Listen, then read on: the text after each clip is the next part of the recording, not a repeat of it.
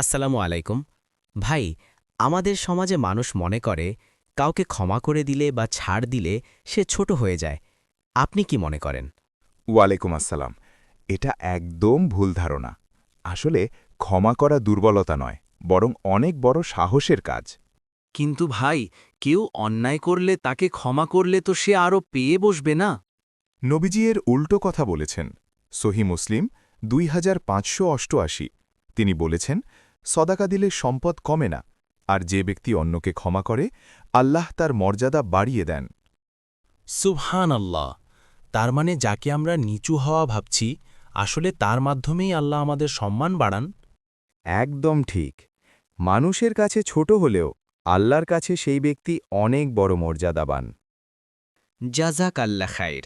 এই হাদিসটি জেনে আজ থেকে কারো প্রতি মনে কষ্ট না রেখে ক্ষমা করার মানসিকতা তৈরি করব।